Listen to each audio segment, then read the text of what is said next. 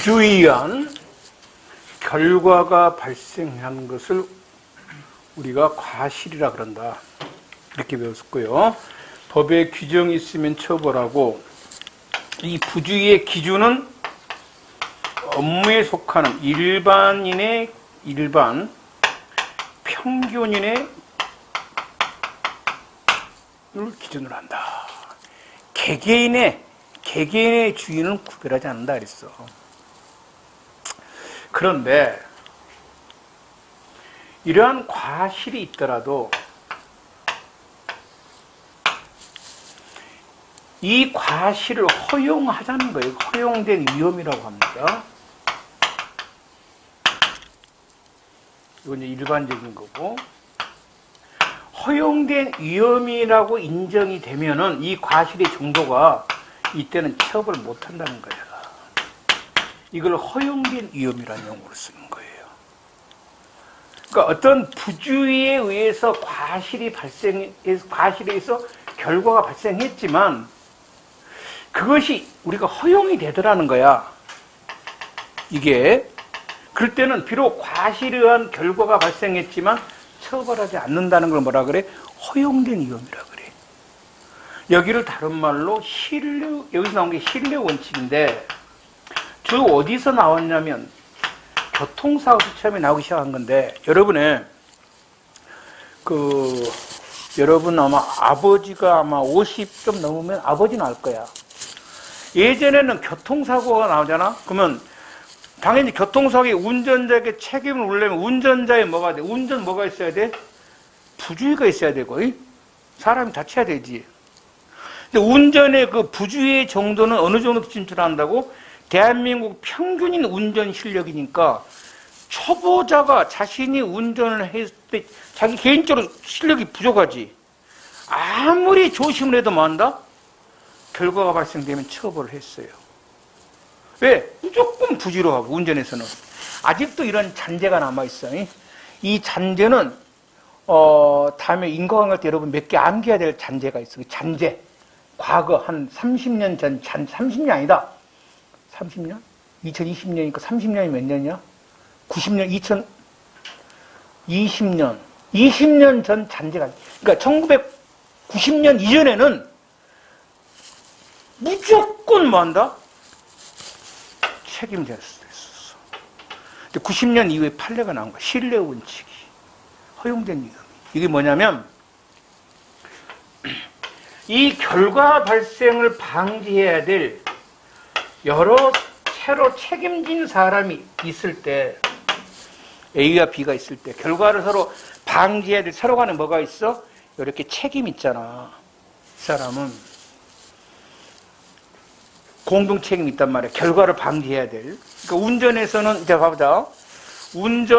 교통사고로 막으려면 A 운전사, B 운전사 서로가 있을 거 아니야. 둘 다 서로 운전을 사고를 안 낼, 둘 다 공동 책임 있잖아. 운전자와 보행자가 있으면 둘 다 사고를 안 당해야 될, 운전자는 운전자로서의 책임이 있을 거고, 보행자는 보행자 책임이 있을 거 아니야. 서로가 공동 책임을 갖고 있을 때, 이 사람의 주의 의무 정도는 자신에게 주어진 것만 주의를 하면 된다는 겁니다. 이 사람도 자신의 주어진 것만 주의를 하면 돼. 서로가 서로를 믿습니다. 이걸 신뢰 원칙이라 그래. 그러니까 운전자는 뭐 하면 돼? 운전하면서 빨간 신호등에서는, 적색 신호에서는 무단 횡단자가 없을 거라고 믿지? 맞잖아. 그리고 적색 신호에서는 보행자는 횡단해서는 안 되지. 무단 횡단을. 서로가 믿어. 그런데 한쪽이 신뢰 원칙을 배반할 수도 있지. 무단 횡단을 해버린 거야. 이랬을 때는 비록 평균인 부주의에 의해서 사고가 나도 그거는 허용한다는 거야. 책임을 안 진다는 거야. 이게 바로 어디서 나온 거야? 교통사고 나오기 시작한 거야. 그래서 고속도로 무단횡단자, 육교 밑에 무단횡단자, 적색 신호의 무단횡단자를 운전수가 치어도 뭐한다? 무죄가 나오기 시작한 거야. 비록 과실이 있었지만. 알겠지? 그런데 요게 교통사고에 있다가 점점 그 범위를 넓혀간단 말이야. 지금 현재 넓혀간 추세가 있어. 허용된 위험, 신뢰원칙이라고 이거 보고. 이걸 봅니다. 그래서 이제 의의는 여러분이 읽어보고, 처음에 교통사고에서 나온 거야. 자동차 전용도로 무단횡단자, 중앙선을 넘어오는 차 등에 대해서는 다 신뢰원칙을 배반한 거지, 지금. 자동차 전용도로에서 무단횡단자, 중앙선을 넘어오는 차, 다 신뢰원칙을 배반한 거죠. 이 경우 사고 나도 원칙적 책임을 안 지는데 조심해야 될 것은, 조심해야 될 겁니다. 무조건 안 된다는 게 아니고 고의가 없어야 돼. 고의가. 이를테면 충분히 인식을 하고, 인식을 했어. 인식 못한 게 아니야. 피할 수도 있었어. 고의로 받아.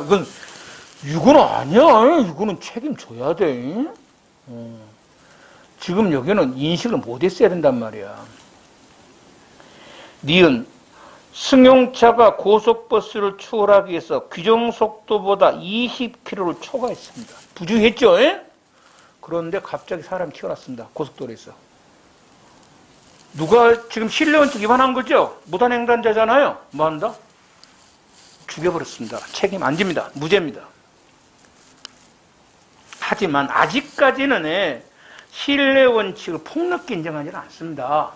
특히 여러분 학교 앞에 있잖아요. 여러분 잘 아는 그 뭐지? 요즘에 민식이법인가 뭔 법 있지? 거기 운전자들 뭐라 그래? 사고 나면 무조건 책임져야 된다 그 말이? 신뢰원칙 인정 안 한다 이 말입니다. 지금 현재. 무조건 부주의를 인정해버려요. 신뢰원칙 인정 안 합니까? 애기들이 신뢰원칙을 위반했지 막 갑자기 키고 나오고 이러잖아. 관계없습니다. 이게 여러분 아버지가 한 뭐 50, 60대면 아버지 처음 20대 때 운전 배울 때가 이랬어요. 운전자는 무조건 사고 나면 뭐 한다? 책임졌어야 됩니다.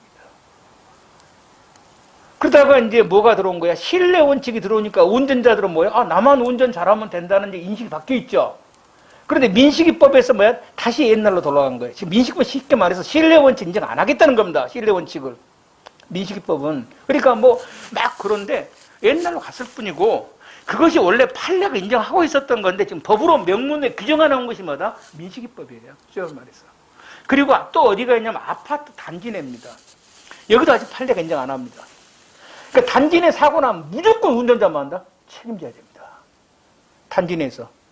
단지 내에 막 푹푹 튀나오잖아, 애기들. 책임져야 됩니다. 여기. 그 다음에 축제 행렬이 있고요. 여기는 교통사고고, 그 다음에 요즘에는 의사와 의사 사이에도요, 신뢰 원칙 인정합니다. 의사와 의사. A 의사와 B 의사가 있잖아. 예, 그러면 이제, A 의사는 B 의사를 믿고 자기 것만 치료하면 된다는 겁니다. 자신의 환자에 대하여 주된 의사의 지위에 있거나 다른 의사를 사실상 지휘 감독이 있는 경우가 있고, 그러면 여기는 다른 의사를 지휘 감독하는 지위가 있단 말이에요. 이랬을 때는 당연히 감독을 해야 되죠. 감독 안 하면 이 사람 뭐가 돼? 책임져야 됩니다. 그래서 어떤 경우냐면 주치 겸 정형외과 전공의가 같은 과 수련입니다.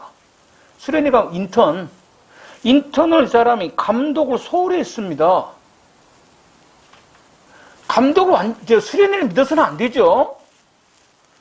신뢰 원칙 인정 안 된다는 겁니다. 전문의와 수련의 사이에는 신뢰 원칙 인정 안 하겠다는 거예요. 그러니까 수련의가 잘못하면 뭐 한다?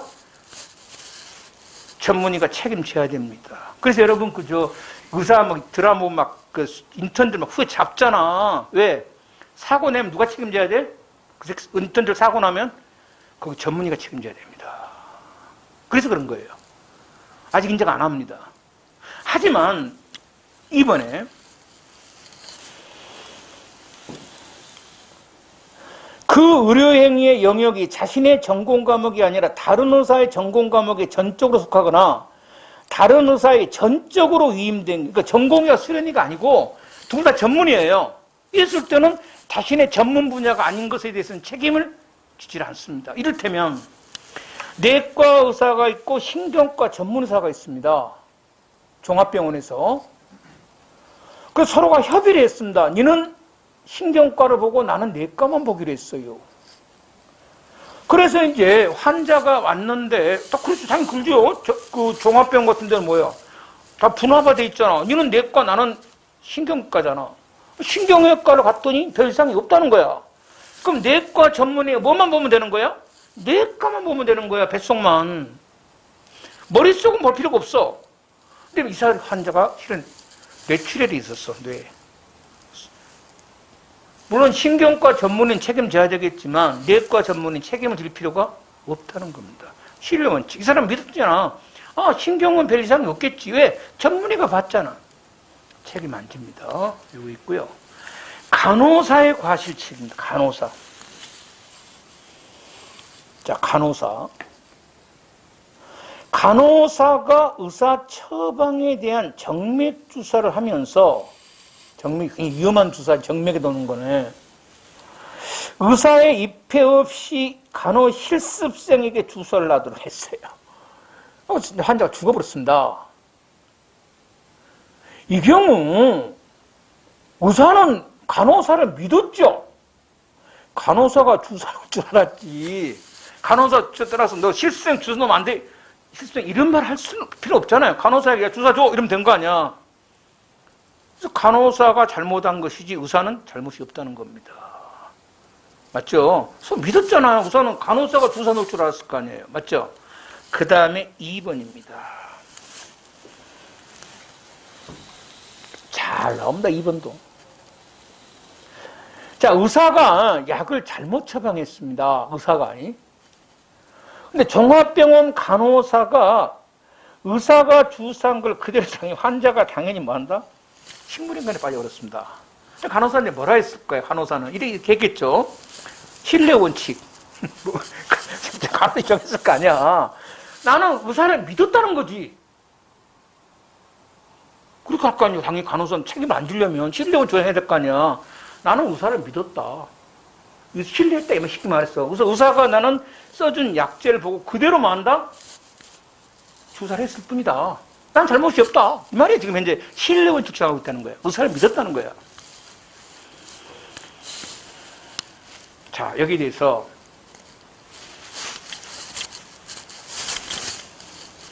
판례는 물론 당연히 이제 경찰이 접이었겠지. 경찰이 신뢰 원칙 인정 안 했겠지. 여러분 경찰 같은 뭐야? 거기에 대해서 이제 이유를 붙여야 됐었지. 여러분이 뭐라 했냐? 종합병원 간호사는 4년제 대학교를 나온 사람들이에요. 의료 지식이 뛰어납니다. 그래서 의사의 처방전을 보고 약제를 했겠죠. 그러면 처방전을 보면 약이 잘못됐다는 걸 충분히 알 수가 있다 없다? 있다는 겁니다. 의사가 비록 어떤 처방을 했어도 간호사가 봤으면 이건 알 수가 있다는 거예요. 이 신뢰 원칙 문제가 아니라는 겁니다. 간호사에게 잘못이 있다는 거예요. 종합대병원 간호사입니다. 이건 4년제 의대를 나온 사람들이에요. 그리고 참고적으로 이 판례에 의하면 이 간호사가 수간호사입니다. 간호경력 20년인가 돼요. 이 간호사는 이미 충분히 뭐 한다? 약제를 탁 보면은 뭐야? 안다는 거야, 이거를. 그런데도 그냥 했다는 것은 뭐야? 간호사의 과실이 인정된다는 거야. 됐죠? 이렇게입니다. 그 다음입니다.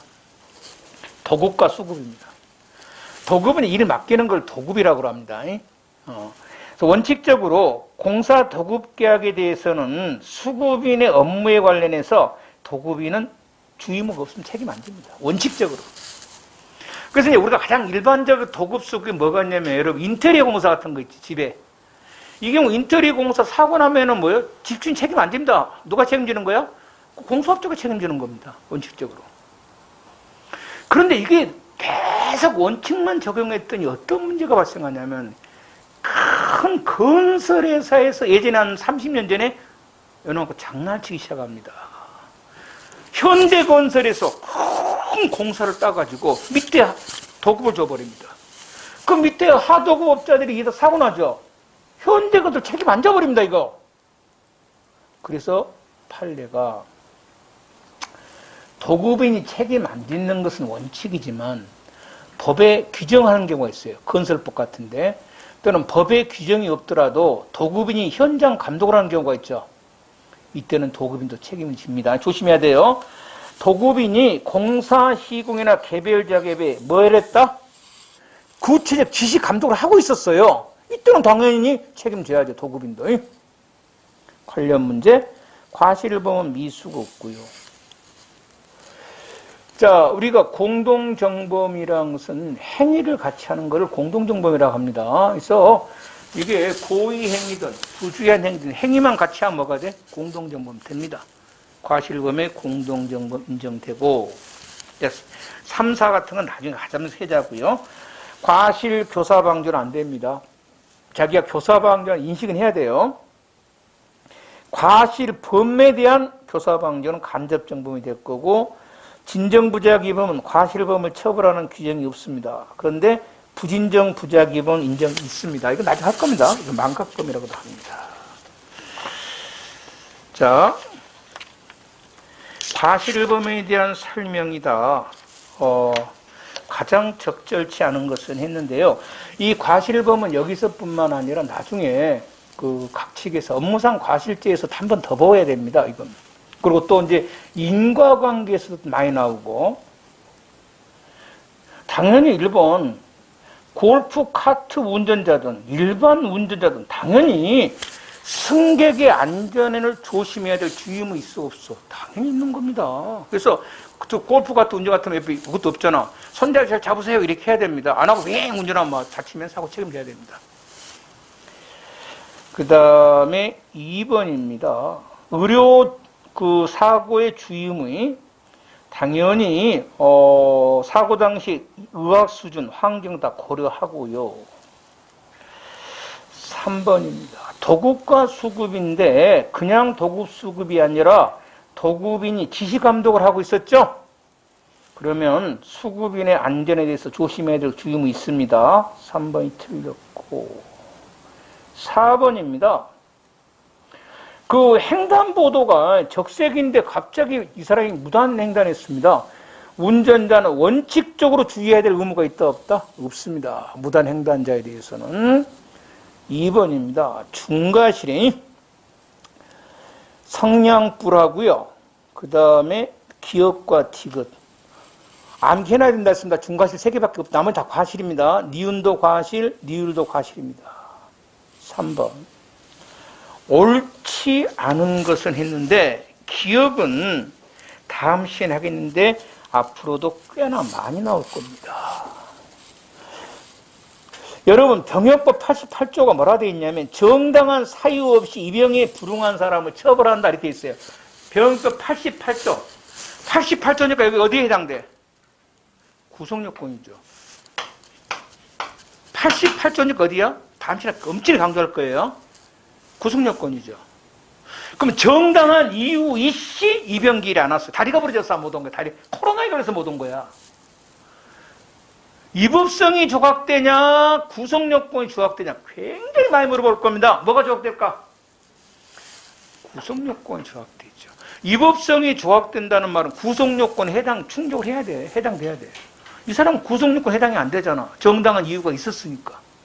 다음 시간에 좋은 보고 설명하자고요.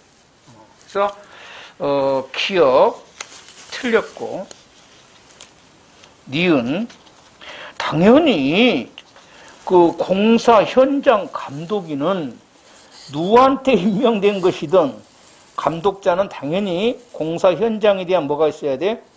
주임을 해야 됩니다. 감독이잖아. 주임 없다가 아니라 있다고. 의료사고의 의사과실은 한의사라고 달리 볼 것은 아니죠. 다른 거 아니고. 그 다음에 니을 행정상 단속도 과실은 원칙적 처벌 못하죠. 법에 규정이 있거나 해석상 명확한 경우에만 처벌할 수 있겠지요. 금년 1차 문제 한번 봅시다. 과실에 대한 설명 중 적절치 않은 것은 1번 의사의 과실은 당연히 뭐예요? 일반 평균 정도가 기준이죠. 하면서 당시 우리나라 의료 환경, 의료 수준도 뭐한다? 고려를 한다 했어요. 그 다음에 2번입니다. 여러분 다른 거 쓰지 말고요. 그 역과하여 사망의 언더라인 칩니다. 역과하여 사망. 역과가 뭐냐면, 역과하여 사망이에요. 역과가 뭐냐면, 이제 나중에 인관계 할 텐데, 그 자동차 바퀴가 사람을 이렇게 지나간 거 있죠? 이걸 역과라 그러면 역과. 역과에서 죽으면 이 판례가요, 옛날하고 똑같습니다. 안 바뀌었습니다. 실력은 제거 안 됩니다. 무조건 막아야 돼? 운전자는 책임져야 돼. 다른 생각 막, 역과 사망 나오잖아. 그럼 무조건 운전자는 막 잘못 책임져야 됩니다. 이게 어느 정도냐, 그러면 여러분, 얼마나 운전자가 억울할 수 있냐면, 이제 차가 이렇게 이제 고속도로에서 이제 이렇게 앞뒤로 가잖아. 이렇게 앞뒤로 가잖아. 이렇게 간다고 생각해봐. 그러면 앞차가 바퀴로 사람 몸 치고 들어갈 수도 있지. 앞차가. 그럼 뒤차는 요정도로니까 모르게 지나갈 수도 있잖아. 그러면 뒤차에서 죽으면 뒤차 운전수가 막아야 돼? 업무상 과실치사죄로 처벌됩니다. 앞차에서 죽었으면은 뒤차는 죽은 사람이니까 죽인 거 아니지. 예전에 가수 뭐지? 있잖아, 대성이가 뭔 가수잖아, 대성이. 유명한 가수 있잖아, 대성이란 가수. 뭔 그룹, 걔가 이 문제에 걸린 거 아니야, 걔가. 그러니까 앞차가 이미 역과고 지나간 뒤차가 여기 들어온 거란 말이야. 그러니까 대성이 차에서 이제 바퀴로 역과를 했어. 경찰은 조사를 해봐야지. 만약 대성이 차에서 죽었으면 걔는 업무상 과실치사가 되는 거고, 앞차에서 죽었을 때는 뭐가 돼? 죽은 시체가 라본 거지. 역과사망이 아니지. 근데 그 판단할 수 있을까? 1초도 안 될걸? 그렇잖아. 1초인데. 하여튼 뭐, 경찰 해가지고 뭐야? 앞차에서 죽었다. 대성이는 뭐야? 무죄입니다만은. 역과사망 무조건 뭐야? 처벌합니다. 그래서 뭐, 이혼 필요 없어. 역과사망이고. 그것도 많이 나옵니다. 4번입니다. 비 내린 날 감속 안 했음마다 당연히 과실이 있을 거고 3번은 4번 그 건물 소유자로서 누전사고 날 때 화재 발생했습니다. 업무상 주의가 아니라 4번이 무슨 주의야? 그냥 보통 과실입니다. 보통 주의 4번 굉장히 잘 나온다 있고 4번이 틀렸고 5번 의료행위에 대한 과실 중 옳은 것은 했어요. 자, 1번, 아까 신경과 내과 그거죠. 지휘감독 관계가 있다면, 의사가 자신의 환자의 다른 의사를 지휘감독하고 있다면, 그 의료 영역이 다른 의사에게 전적으로 뭐하다? 위임된 경우라도, 전적 위임됐습니다. 이때, 그걸 확인 감독할 지휘 의무가 있다, 없다? 없습니다. 전적 위임돼 있으면. 그 다음에, 2번 똑같지. 내과 의사와 신경과 전문의 과실 없죠. 2번 내과사 3번 여기 맞네요. 일반 평균인 보통 주의하면서 의학적 수준 환경 고려 3번이 맞고 의사가 적절한 선택에서 재를 갖고 있는 것은 어떤 방법을 선택하에 따라 진료 결과를 놓고 어느 하나만 정당하고 다른 것을 취한 것은 과실이 있다고 할 수 없다는데 어떤 맞는 건데 어떠한 방법이 선택한 게 아니라 주체한 새끼야. 나도 처음에 이 문제 보고 답이 3, 4번 두 개는 누가 맞을까 했는데 가만 봤더니 진료 방법이 뭐가 돼야 돼? 합리적 선택을 해야 되지. 어떠한이 아니지.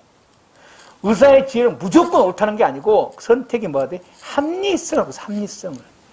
아주 다시는 안 나와. 이거는 경찰직에는 이걸 출제하면 뭐가 돼?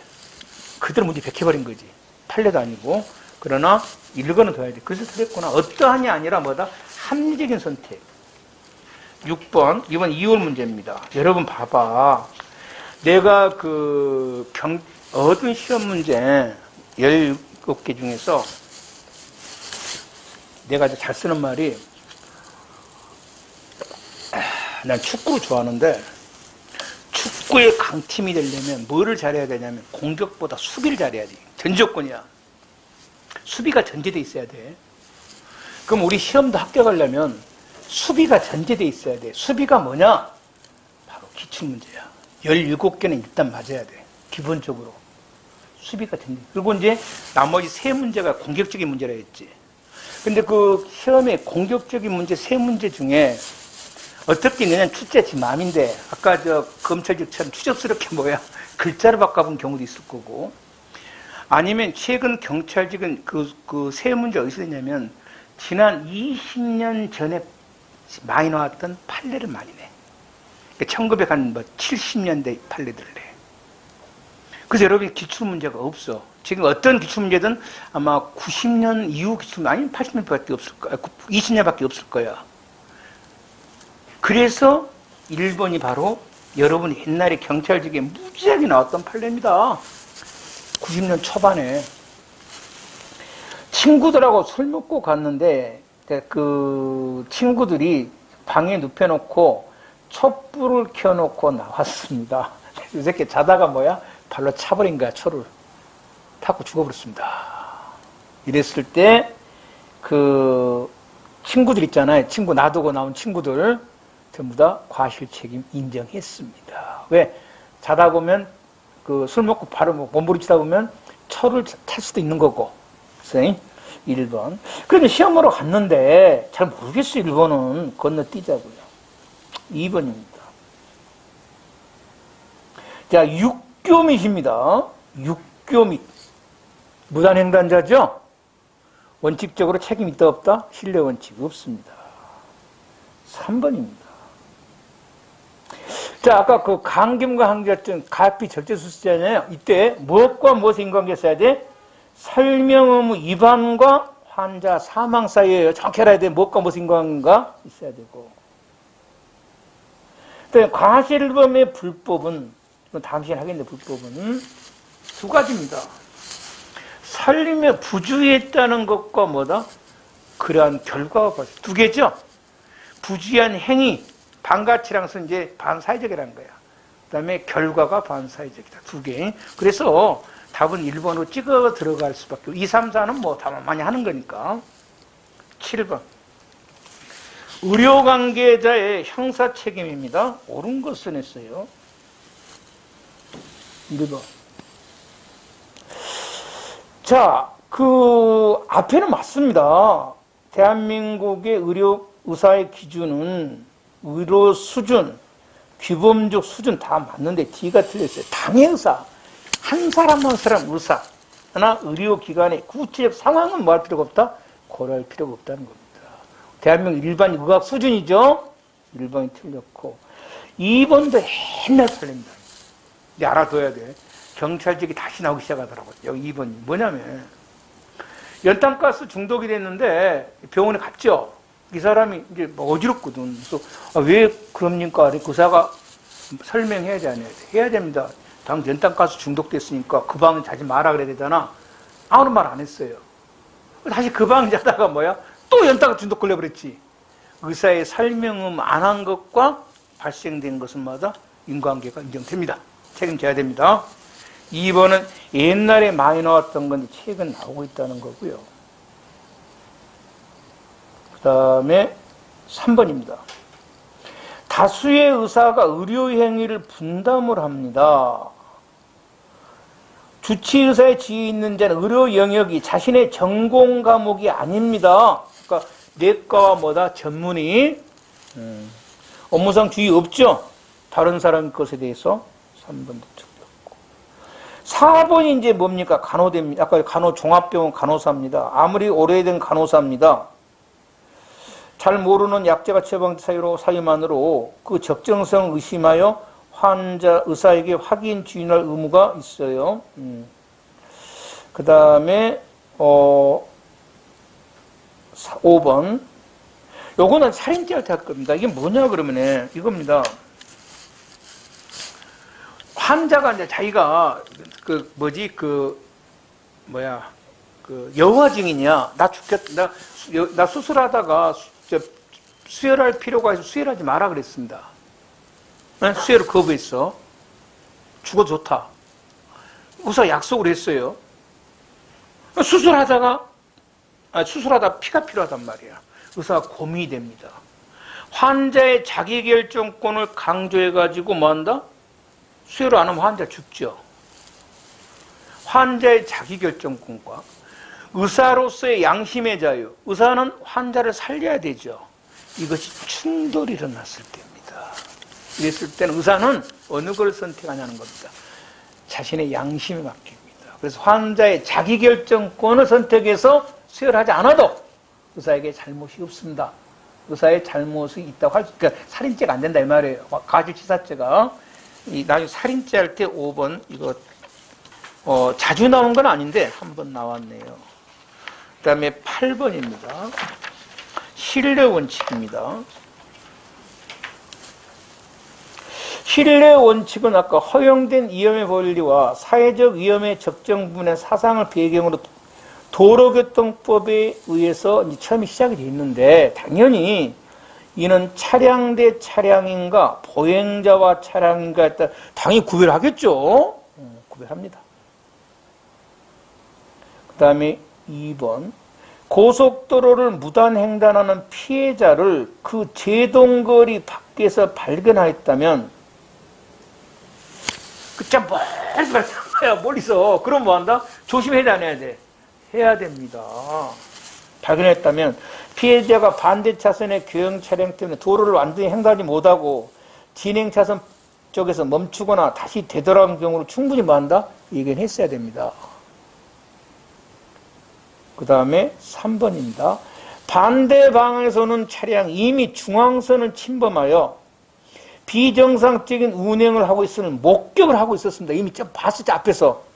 이럴 때는 충분히 자기 신의 전방에 돌입할 가능성을 예견하고 조심을 해야 된다. 자기 속도를 줄여주고 이렇게 빵빵도 하고 이래야 된다는 거. 4번입니다. 보행자 신호가 녹색에서 갑자기 정지로 바뀔 무렵에 전후의 횡단보도를 통과한 운전자는, 자 이겁니다. 신호가 깜빡깜빡 녹색난 거야. 이때 운전자는 항상 갑자기 튀어나올 사람이 있다. 왜? 깜빡깜빡 하니까 조심해야 돼 안 해야 돼? 조심해라 이 말입니다. 지금 현재 바뀔 무렵에 보행자가 교통신호를 철저히 준수하는 신뢰만으로 운전할 것이 아니라 깜박깜박할 때는 건너가면 안 됩니다. 교통법규에 나와 있어. 불이 깜박깜박할 때는 건너가면 무단횡단이에요. 알겠어요? 다음 주 법규에서. 하지만 일반 사람 깜빡 건너가보지 그냥. 나는 안 건너갑니다만 난 뛰는 걸 싫어하니까. 뛰는 사람 있잖아. 그런 걸 충분히 만다? 얘기해라는 겁니다. 불 깜박깜박 하잖아요. 그러면 뛰는 사람도 있다니까. 이거 말입니다. 있다. 그 다음에 5번 신뢰 원칙은 의료행위에도 적용이 되므로 의사와 보조자 관계 사이에서 같이 다른 사람의 지의무 감독관과 있는 자에게 제한 없이가 아니라 적용될 때도 있고 안 될 때도 있어. 아까 의사와 간호사는 간호사를 신뢰할 수도 있죠. 그때 간호사가 사고 난 것은 책임 안 집니다. 신뢰 안 할 때는 책임지는 거고. 9번 과실에 대한 설명으로 옳지 않는 거. 1번 이게 의사와 간호사 신뢰잖아요. 의사가 간호사 보고 주사 놔라 그랬는데 간호사가 누구 보고 시킨 거야? 실습생입니다. 이때 의사는 잘못 없죠. 신뢰는 진정합니다. 그래서 1번이 틀렸고, 고속도로 무단횡단한 자를 봤습니다. 미리 예상할 수 있었고 피할 수 있었을 때는 조심해야 됩니다. 사고 난 책임져야 됩니다. 참고적으로 2번이 바로 이 8번도 나왔는데 최근에 금년도에 이 문제가 자꾸 튀어났다는 걸 조심해야 돼요. 과거는 그냥 고속도로 무단횡단자라고 나왔었어요. 그래서 여러분 그냥 뒤에 보도 않고 그냥 옛날에는 그냥 뭐가 돼? 무단횡단자를 쳐도 책임을 안 진다 그랬는데 금년도 문제가 자꾸 튀어나오고 있죠. 정확히 알아란 말이에요. 무단횡단자를 발견했더라도 충분히 제동거리 밖에서 피할 수 있으면 뭐 돼? 조심해야 됩니다. 주의를 해야 되고.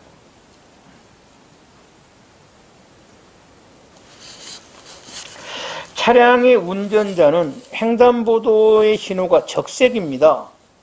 이때 보행자가 갑자기 무단횡단, 건너지 않을 것이라고 신뢰하는 것은 정당하고 그렇지 않은 경우까지 예상할 필요는 없죠. 없습니다. 아까 내과 이거 신경과 책임 없다는 겁니다. 자, 그 다음입니다.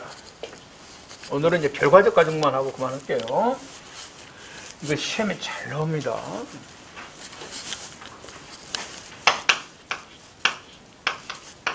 한 개의 행위입니다.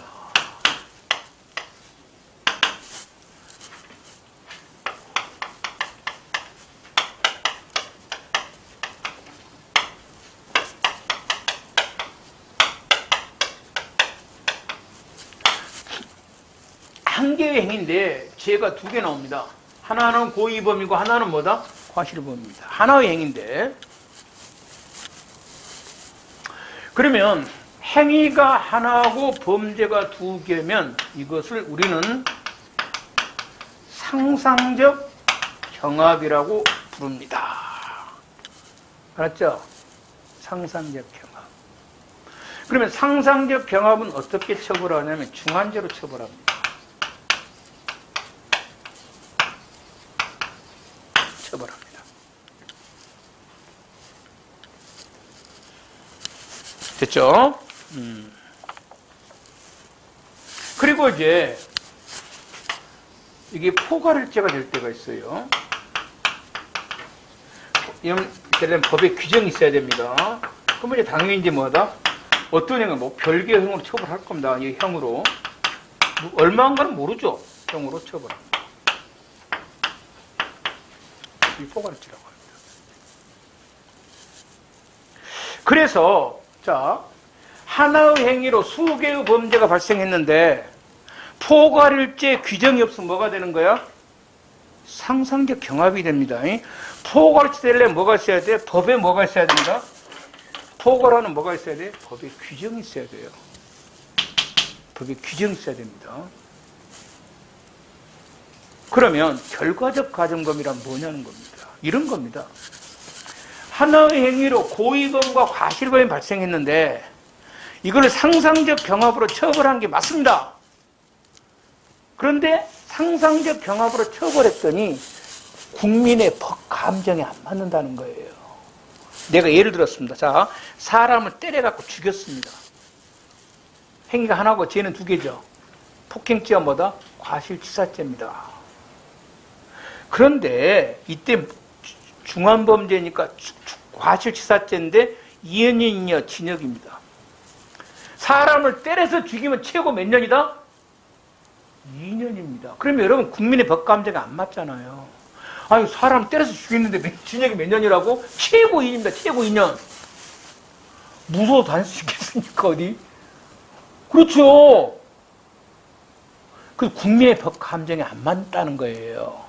그래서 두 개를 합칩니다. 두 개를 합쳐요.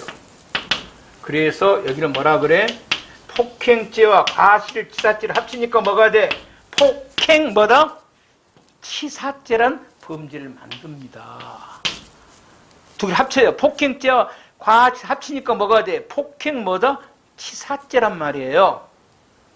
알겠죠? 그래갖고 이건 뭐야? 3년 이상 30년 이하입니다. 라는, 아까 이거는 몇 년이었어? 최고 몇 년이지? 2년이지. 30년까지 때려볼 수 있어요. 이걸 뭐라 그래? 결과적 가정범이라고. 그러니까 결과적 가정범은 원래 고의범과 과실범이 뭐대? 상상적 경합인데, 응? 형벌이 안 맞다는 거야. 국민의 법 감정. 그래서 새로운 범죄를 만든 거야. 법으로 두 개를 합쳐갖고. 이걸 뭐라 그래? 결과적 가정. 결과적 가정범은 일단 법에 뭐가 있어야 돼? 규정이 있어야 돼. 없으면 뭐가 되는 거야? 상상적 경합이 되는 거야. 그래서 보통 이제 우리가 국민의 법 감정원에 어떤 경우냐면 사람이 죽었을 때 아니야. 에? 죽거나 다쳐서. 그래서 보통 뭐야? 사람이 이제 과실로 죽으니까 뭐가 돼? 과실치사잖아. 과실로 다치면 과실치상이잖아. 그래서 보통 뒤에가 뭐야? 무슨 뭐 폭행치사, 폭행치상, 상해치사 이런 식으로 보통 치사나 치상이 들어가는 것들은 뭐라 그래? 결과적 가정범이라 그래. 그런데 아닌 게 딱 하나 있어. 연소죄란 범죄가 있거든. 그러니까 보통 결과적 가정범은 치사, 치상이 들어가는데 연소죄는 뭐냐면은 자기 집에다 불을 질렀어. 자기 집에다가. 그럼 불이라는 게 자기 집만 탄 게 아니고 옆집도 탈 수 있잖아. 맞죠? 그럼 이론적으로 하면 뭐야? 자기 건조물 방화죄와 실화죄가 뭐가 돼? 상상적 경합인데 실화죄는 이게 벌금형이야. 말이 안 되지. 그래서 자기 건조물 방화죄와 실화죄를 합쳐서 뭘 만든 거야? 연소죄란 범죄를 만든 거야. 그러니까 연소죄는 결과적 가중범이야. 이거 하나만 알고 있으면 돼. 나머지 전부 뒤에 뭔 들어가? 무슨 치상 들어가. 치상. 이렇게. 자, 주의할 점. 결과적 가중범이 되려면 일단 뭐가 있어? 포괄했으니까 법에 규정이 있어야 돼. 알았지? 그런데 판례가 법에 규정도 없는데 결과적 가중범이다 라고 한 게 3개가 있어. 여기를 그러니까 법에 규정이 없으니까 당연히 뭐가 아니야? 결과적 가중범이 될 수가 없잖아. 그래서 모든 학자들은 그건 결과적 가중범이 아니라고 하는데 우리 판례가 딱 3개. 여기를 부진정 결과적이라 그러는데 그 3개는 암기를 해야 돼. 조금 이따 할 거야. 자, 2번째 시험에 잘 나온 겁니다. 법에 규정도 없고 판례가 인정하지 않으면 뭐가 되는 거야? 상상적 경합되는 겁니다. 그래서 꼭 2개는 암기해야 됩니다. 없는 거. 공무집행 방해 치상죄란 범죄는 없습니다. 그래서 공무원을 폭행해서 공무원이 죽었거나 다쳤어요. 그럼 이제 뭡니까? 폭행했으니까 뭐지? 공무집행 방해죄. 맞죠? 그러니까 제가 지금 3개란 말이야. 공무집행 방해죄와 폭행죄와 죽었으니까 뭐가 돼? 과실치사인데 폭행치상은 있잖아. 그러니까 공무집행 방해죄와 폭행치상죄 무슨 범위 되는 거야? 상상적 경합이 됩니다. 공무집행 방해치상죄 아닙니다. 이런 범죄가 없어요. 만들면 있는데. 그런데 뭐는 있냐면은 그 만일 위험한 흉기 들고 공무원 폭행할 수 있죠. 이때는 있어요. 특수공무방해치상죄라는 범죄가 있어요. 그러니까 만일에 그냥 주먹으로 공무원을 때려서 공무원이 다치거나 죽으면 죄가 2개예요. 공무집행방해죄와 폭행치상죄 상상적 경합인데 주먹을 든 게 아니라 어떤 흉기 같은 거 들었잖아요. 이때는 뭐가 돼? 특수공무방해치상죄라는 범죄가 됩니다. 그것보다 더 많이 나온 게 강도강간치상죄가 없어요. 강도가 강간하다가 다쳤습니다. 부녀가. 그러면 강도 강간 치상이란 범죄가 없다는 거예요. 그러니까 뭐가 돼? 강도 강간죄와 강도가 다치겠으니 강도 치상죄 무슨 범위야? 상상적 경합이 됩니다. 됐죠? 결과적 가중범의 종류. 근데 그 경한 고의범죄와 중한 과실범죄가 합쳐진 게 결과적이고 경한 고의와 중한 고의가 합쳐진 거는 엄지쯤에 할 겁니다. 판례가 3개를 인정하는데 부진정 결과적인 좀 더 보도록 하고 여러분의 이런 건 어떻게 됩니까? 과실로 불을 냈거든요. 실화. 근데 사람이 타져 죽을 수도 있죠. 그러면 실화죄와 그러니까 고의와 과실이 둘 다 무슨 범위야? 과실범이에요. 실화죄와 과실치사가 되면은 상상적 경합이 될 거란 말이에요. 그러면 만일에 100억짜리 빌딩을 태워버린 거야. 실화로. 사람이 죽었어. 몇 년 이하 징역이야? 과실치사 2년이지. 최고 2년이야. 100억짜리 빌딩을 태워버린데도. 어쩔 수 없습니다. 법에 규정이 없으니까. 근데 독일은 있습니다. 무슨 죄가 있어? 실화치사죄라는 범죄가 있습니다. 그래서 우리는 이걸 뭐라 물어보냐? 결과적 가중범의 기본 범죄는 반드시 무슨 범위 돼야 돼? 고의범위 돼. 그러니까 우리는 고의와 과실이 합쳐진 걸 결과적이라고 그래요. 과실과 과실이 합쳐진 것은 결과적 가중범이 아니라 과실과 과실이 뭐가 되는 거야? 상상적 경합이 되는 거예요. 달리 말하면은 우리는 뭐야? 과실범에 의한 결과적 가중범은 없습니다. 반드시 무슨 범위에 의한? 고의범에 의한 결과적 가중범만 있어요. 이런 거. 아니 뭐 실화치사죄는 없다. 같은 말입니다. 자, 진정 결과적은 뭐 좀 이따 보도록 하고, 부진정 결과적입니다. 행위가 안 합니다.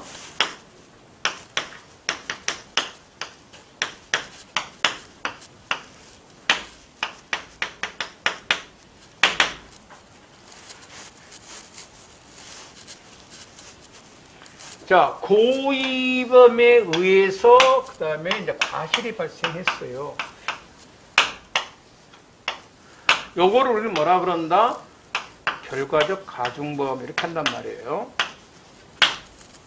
그래서 형량이 따로 있죠, 이제. 형이 이제 별도로 규정되어 있단 말이에요.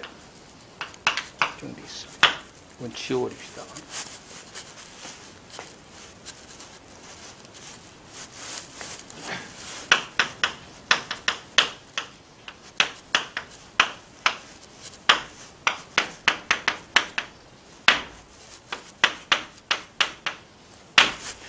하나의 행위로 두 개의 고의범이 나오면 이거는 결과적 가중범이 안 되죠. 결과적 가중범은 하나는 고의고 하나는 뭐가 돼야 돼? 과실범이 돼야 되죠. 이게 그래서 여기 과실범이 되고 두 합쳐갖고 뭐가 되는 거야? 무슨 죽으면 치사 같이 뭐가 돼? 치상이 된단 말이야. 무슨 치상. 아까 연수죄 빼고 둘 다 고의범이야. 그럼 결과적 가중범이 안 되는 거지. 법에가 없어. 자, 그런데 이거 하나 보자고요.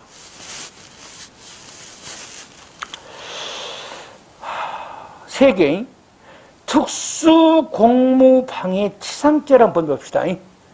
그러니까 특수공무방해치상이니까 특수공무방해와 과실치상이 합쳐진 거죠. 맞죠? 제가 몇 년이냐면 3년 이상 30년 이하입니다. 그런데 자, 위험한 물건에서 공무집행 방해를 했는데 과실상해가 아니라 고의상해를 했습니다. 무슨 범이야? 고의범입니다. 그럼 이론적으로 하면 특수공무방해죄와 상해죄가 뭐가 돼야 돼? 특수상해죄의 상상적 경합인데 특수상해죄는 10년 이하 징역입니다. 이래도 학자들은 이게 맞다는 거예요. 근데 판례는 가만히 생각하니까 아니 쇠파피를 들어가지고 경찰을 때렸는데 경찰을 상해할 고의가 있으면 몇 년이야? 최고? 10년이고 상해할 고의가 없으면 몇 년이야? 30년이죠. 안 맞지 않냐 형평에. 최소한도 이 고의는 이 과실하고 형이 같아야 되겠지. 최소한도 고의 같아 죄가 무겁거나 최소한 동일해야 되잖아. 이건 훨씬 가볍잖아. 요거는 몇 년인데 30년. 요거는 몇 년이야? 3년 10년밖에 안 돼. 이렇게 고의가 과실보다 형이 뭐다? 더 경하다는 거야.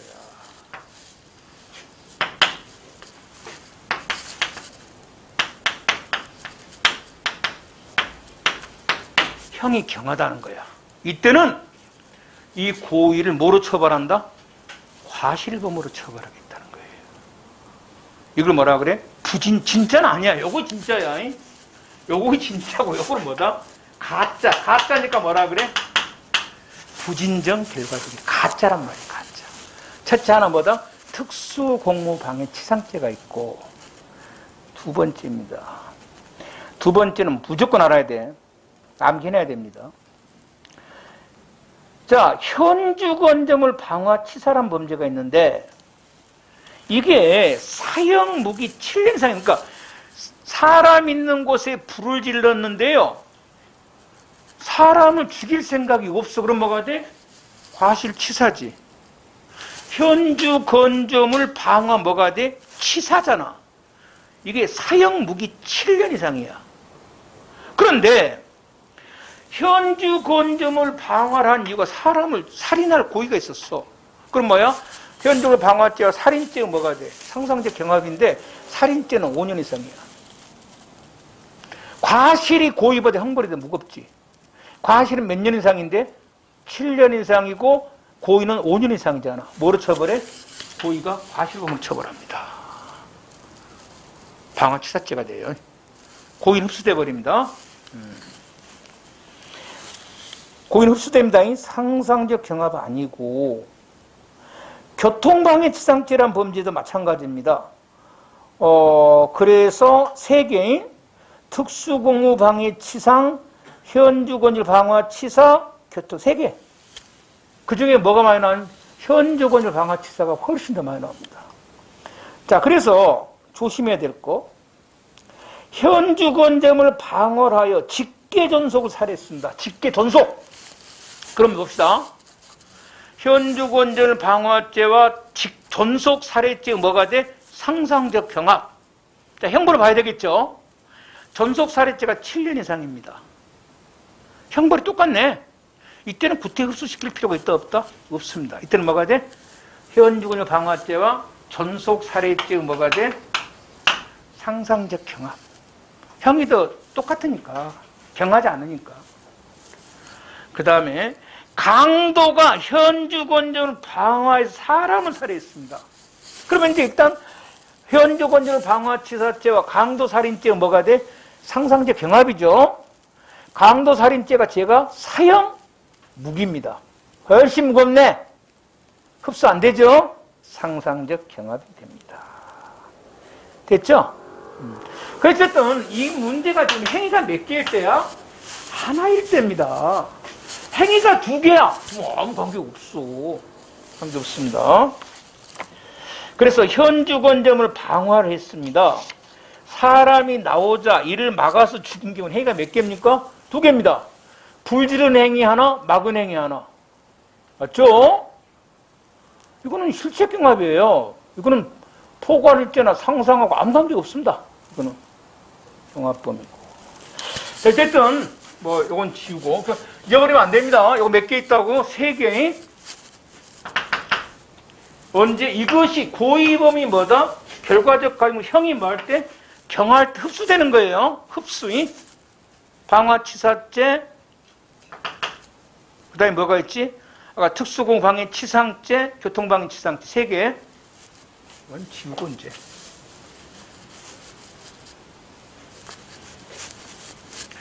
일단은 결과적 가중범이 되려면 요 기본 범죄는 반드시 무슨 범이 돼야 돼? 고의범이 돼야 됩니다.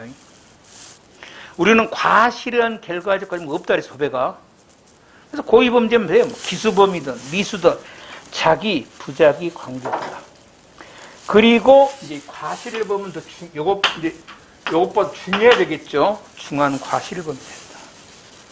그러면 요게 이제 행위란 말이에요. 고의 행위에 의해서 중한 결과가 발생되는 경우인데, 요 중한 결과는 과실이죠. 과실이 되려면 반드시 이 결과를 뭐 할 수 있어야 된다? 과실이잖아.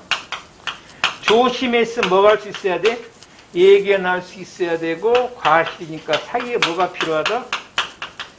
인과관계가 필요하다. 과실했어. 그 결과를 예견할 수 있어야 된다. 예견 못하면 어쩌냐? 아까 15조에 벌하지 않는다 했습니다. 예견할 수 있어야 되고, 결과를 예견하였다면 틀린다. 예견은 하여야 한다는 거예요. 고의예요. 할 수 있어야 돼. 과실입니다. 인과관계가 있어야 되고. 4번입니다. 그러면 결과적 가중범은요, 새로운 범죄를 만든 거라 했었죠. 고의와 과실을. 상상적 경합에서. 무조건 만드냐? 그래서 그건 안 됩니다. 형이 훨씬 무거워지니까, 요 기본 범죄 소개가, 요 기본 범죄죠. 이 소개가 내재돼 있어야 돼. 뭐가? 생명, 신체의 안정이 내재돼 있어가지고, 이것이 이렇게 외형적으로 이제 표현이 됩니다. 과실에 의해서. 이런 경우에 결과적 가중을 만든다는 겁니다. 이걸 뭐라 부르냐면요,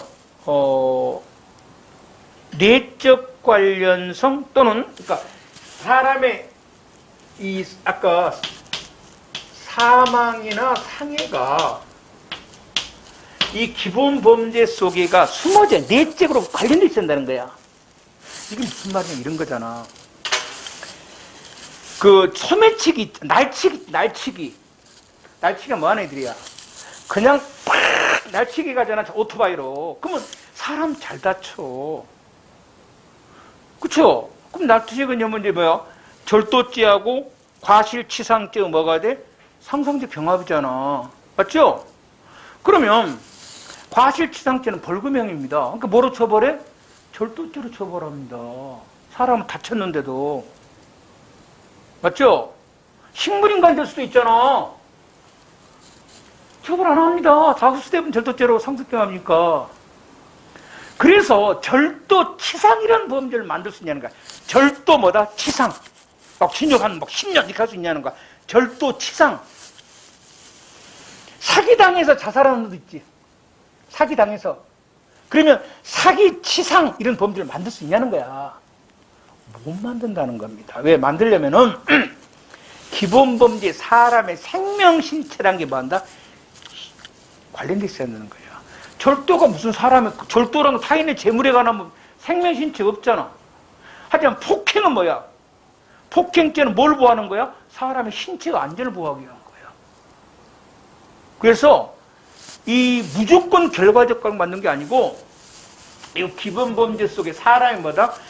생명이나 신체의 안전이 포함되어 있어야 되는데 내적으로 이것이 어떤 과실에 의해서 외부로만 나타난 것이 뭐다?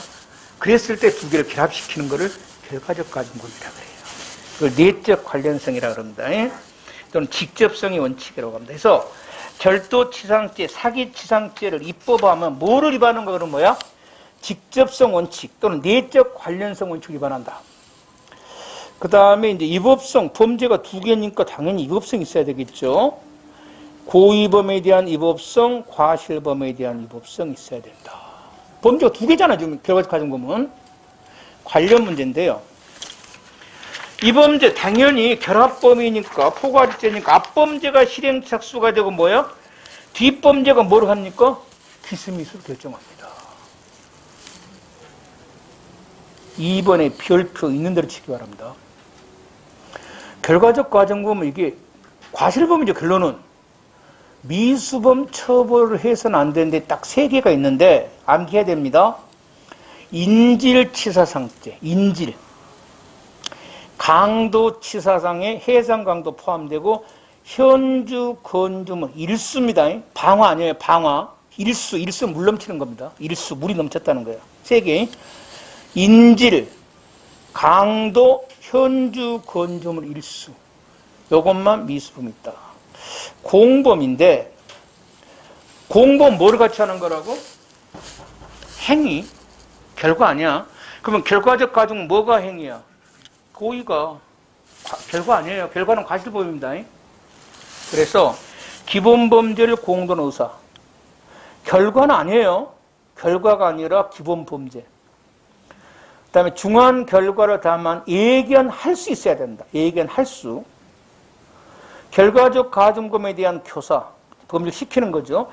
기본범죄에 대한 교사고 중한 결과를 예견할 수 있으면 결과적 가중범에 대한 교사범입니다. 요거를 교사한 게 아니고 이 고의범을 교사해야 됩니다. 이걸 교사했는데 이게 발생했을 때 예견할 수 있으면 책임입니다. 연소죄 결과적 가중범이다. 문제 얼른 보고 오늘은 좀 끝내도록 할게요. 몇 문제입니까? 5문제입니다. 잘 나옵니다, 이거. 결과적 가중범에 대한 설명이다. 옳은 것은 작년 4월 문제입니다. 친구를 살해할 의도로 친구가 살고 있는 집에 친구를 죽였습니다. 자, 살인죄입니다. 살인은 어디로 흡수가 돼? 방화치사죄로. 또 경하니까. 그래서 방화치사죄만 됩니다. 치만은 1번이 맞고 2번 부진정 결과적 가중범은 중한 결과를 야기한 기본범죄가 고의범뿐만 아니라 과실범인 경우 아니죠. 결과적 가중범 반드시 기본범죄가 뭐가 돼야 돼? 둘 다 뭐가 됐든 고의범이 돼야 돼. 2번 틀렸어요. 우리는 실화치사죄가 없다 그랬어요. 3번. 기본범죄와 중한 결과 사이가, 자, 뭐가 있어야 돼? 인과관계와 뭐한다? 예견 가능성. 예견할 수 있어야 되죠? 이었고, 4번은 의미가 없는 말이고, 그 다음에, 그러니까 4번은 출제세가 실수한 거야. 현주 건정 일수치사죄 미수범을 처벌한다. 이렇게 해야 되겠죠? 근데 이제 사형 무기, 이게 몇 년이지? 나도 모른다, 이거. 몇 년인가? 누가 다 알고 있습니까? 그래서 무기 7년 이상이었는가 봐요. 답이 4번이 될 리가 없겠지. 이거의 답이었다면 미친놈이죠. 형벌을 어떻게 다른 걸 암기합니까? 그래서 아마 이거 출제할 때는 방화치사죄 미수는 처벌 안 한다고 하면 틀렸죠. 처벌합니다만. 2번. 가장 옳은 것입니다. 이것도. 1번. 자, 행위 시의 중한 결과를 예견할 수가 없었습니다. 안 되죠? 결과적 가중법은 기본 중한 결과를 뭐 할 수 있어야 돼? 예견할 수 있어야 되고, 뭐가 있어야 돼? 인과관계가 있어야 돼요. 1번 틀렸습니다. 2번. 부진정 결과적 가중범에서 고의로 중한 결과를 발생케 한 행위를 더 무겁게 처벌하는 규정이 없습니다. 그러면 고의는 어디로? 요 결과적 가중범은 흡수가 되죠? 흡수. 상상자가 아니라 했어요. 그냥 흡수돼 버립니다. 4번. 3번. 자, 교사를 했는데 교사를 받은 사람이 중한 결과를 실현했습니다. 이때는 교사자는 그 중한 결과를 예상할 수 있었으면 뭐가 돼? 결과적 가중범에 대한 뭐가 됩니까? 교사범이 됩니다. 예상할 수 없으면 책임 안 지고. 4번. 교통방해 치사상죄는 다음에 인과관계 할 때 하겠습니다만은 행위와 결과 사이에 피해자나 제3자 과실이 개재된 경우라도 그 사실을 뭐 할 수 있으면 예상할 수 있었으면 뭐가 돼? 제3자 행위가 개입되다가 인과관계 인정된다 그랬었잖아. 결과를 뭐 할 수 있으면 예견할 수 있었는데 4번 어마어마하게 중요한 겁니다. 이건 다음 시 인과할 때 엄청나게 강조할 겁니다. 3번. 금년 2차 문제입니다. 결과적 가중범에 대한 설명이다. 적절치 않은 것은 부진정 결과적 가중범이란 고의에 의한 기본범죄에 의하여 중한 결과를 과실에 발생한 경우뿐만 아니라 고의로 발생했다 할지라도 중한 결과의 고의가 과실보다 형이 더 경하다면 이 고의범도 뭐로? 과실범으로 처벌한 걸 뭐라 그래? 부진정 결과적 가중범이란다. 2번. 진정 결과적 가중범만 인정한다면 과실로 중한 결과를 발생시킨 경우가 고의로 중한 결과를 발생시키는 경우보다 형이 더 뭐한다? 높아지는 경우가 있죠. 그래서 판례가 뭘 인정하는 거야? 부진정 결과적 가중범 인정하는 거죠. 과실이 죄가 더 무겁다는 거야. 무엇보다? 고의보다. 이거 안 된다 이 말이야. 그래서 그 불균형을 시정하기 위해서 고의도 뭐로 처벌해버려? 과실로 처벌하는 것을 우리는 뭐라 그러더라? 부진정 결과적 가중범. 세 개 있다 그랬잖아요. 3번. 만약 부진정 결과적 가중범의 개념을 인정하지 않는다면 사람을 방화해서 죽였을 때는 뭐가 돼? 당연히 방화죄와 살인죄가 뭐가 되는 거야? 상상적 경합이 되는 거야. 그러니까 여러분 이 문제 다 처음 나온 문제예요. 그래서 최근에 경찰 문제가 이런 걸 좋아한다면 이런 문제 굉장히 좋아해요. 얘들이 막 암기했던 데가 뭐로 틀립니다 이거. 그래서 그림을 잘 봐야 된단 말이야. 그 다음에 4번. 자기 존속을 살해할 목적으로 죽겠습니다. 그럼 뭐가 돼? 존속살해죄예요. 맞죠? 이거는 흡수시킬 필요 경하지 않죠? 그래서 뭐가 돼? 방화치사죄와 현존의 방화죄 무슨 범위 돼? 상상적 경합이 될 겁니다. 그 다음에 4번. 결과적 가중범에 대한 설명 중 옳지 않는 거. 1번. 부진정 결과적 가중범에서 고의로 중앙격을 발생케 한 경우가 별도의 구속요건에 해당하고 그 고의범에 대하여 결과적 가중범에 정한 형보다 더 무겁게 처벌하는 규정이 있습니다. 고의가 더 무겁습니다. 과실보다 아까 뭐 강도살인죄 흡수 안 되죠? 뭐가 돼? 그냥 고의와 고의의 무슨 범이 되는 거야? 상상적 병합이 되는 겁니다. 그래서 1번이 틀렸고 그 다음에 2번입니다. 특수강간치상죄입니다. 이 범죄 기수미수 뭐로 결정해요? 상해로. 그래서 강간의 미수에 그쳤는데 상해를 입었습니다. 무슨 범이야? 기수입니다. 기수. 강간 못해도. 이 3번에 있다 한다 그래서 이거 유명한 판례들입니다. 이거 아까 똑같은 겁니다. 이거 보복운전하는 것들입니다. 보복운전. 이거 다음 주에 할 거고 건너뛰고요. 그 다음에 아까 3, 4 똑같은 내용이에요. 아까 교통방해 지나서 뭐가 돼? 결과적 가중범. 땅 인과관계 있어야 예견할 수 있어야 되고 이 인과관계 제3자 행위가 뭐한다? 개입돼도 뭐다? 관계가 없다.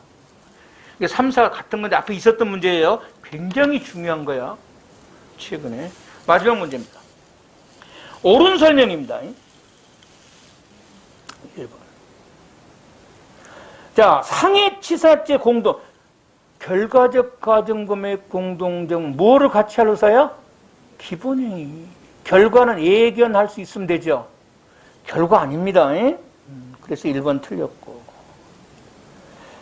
2번 결과적 가중범의 위수 처벌한 규정이 없다가 아니라 아까 4개 있었죠. 정확히 하면 3개. 크게는 인질, 강도 뭐야? 현주, 건조, 미수 있었단 말이야. 근데 세분하면 4개지 왜 강도에 2개 있으니까. 3번 상해를 교사했는데 교사자, 피교사자가 사람을 죽였습니다. 그럼 중한 결과지. 예견할 수 있었으면 뭐가 돼? 상해치사 교사범. 예견할 수 없었으면 뭐가 돼? 상해죄 교사범만 될 것이고. 4번 강도가 사람을 죽였어요. 방아 불질러 갖고 뭐가 돼? 실제적이 아니지. 행위는 하나잖아. 상상적 병합범이 됐네요. 됐죠? 오늘은 여기까지 하겠습니다. 다음 시간은